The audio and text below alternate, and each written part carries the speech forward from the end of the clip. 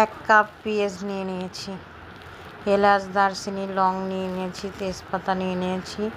এগুলোকে সুন্দর করে ভেজে নিব। ভেজে নেওয়ার পরে তারপরে দেখো গরুর যে চর্বিটা ছিল ওই চর্বিটা আগেই দিয়ে দিলাম।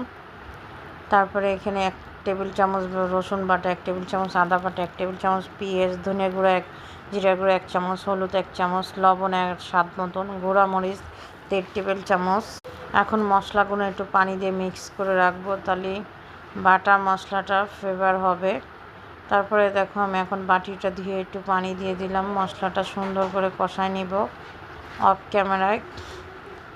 তারপরে দেখো কাঁচকলা সিদ্ধ দিয়েছি, কাঁচকলা সিদ্ধ দিয়ে পানি দিয়েছিলাম আগেই। এখন ঢেকে রেখে দিব। দিয়ে দেখো আমি মাংস কষাতে চলে যাচ্ছি। মাংসটা সুন্দর করে কষায় নিচ্ছি।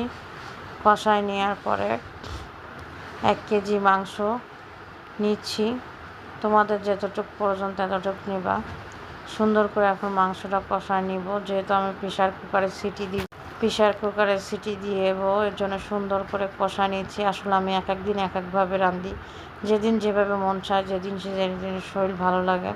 তারপরে দেখো এই যে 2 কাপের মতন পানি দিয়ে দিলাম। আমি এখন সিটি দিয়ে নেব 6-7টা, আর 6টা সিটি দিয়ে নেব। কাঁচকলা, এই যে কাঁচকলা সিদ্ধ হয়ে গেছে। এখন আলু ভাজতে দিচ্ছি,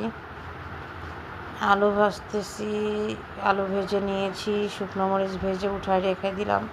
এখন দেখো আমি প্রেশার কুকারে সিটিটা ফেলেছি, কালারটা কি সুন্দর আসছে। এখন ওই যে আলু ভেজে নিয়েছিলাম ঢেলে দিলাম মাংসটা।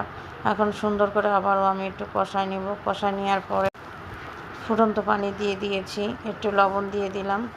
মাংসর তরকারি কিন্তু প্রায় হয়ে গেছে। জিরে গুঁড়ো দিয়ে মাংসটা আমি ঢেকে রাখবো। আলু দিয়েছি যেহেতু ঝোল একেবারেই টেনে যাবে। তারপরে দেখো এখানে পেঁয়াজ নিয়েছি, শুকনো মরিচ নিয়েছি, সরষের তেল নিয়েছি। তারপরে এইখানে কাঁচকলা নিয়ে নেব।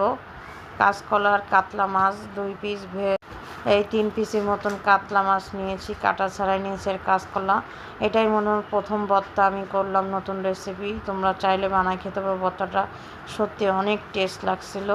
কাঁচকলা আর কাতলা মাছের পিস, তোমরা যে কোনো মাছ নিতে পারো। তোমরা নতুন আপুরা, ভাইয়েরা, পুরনো আপুরা সবাই ভর্তা করে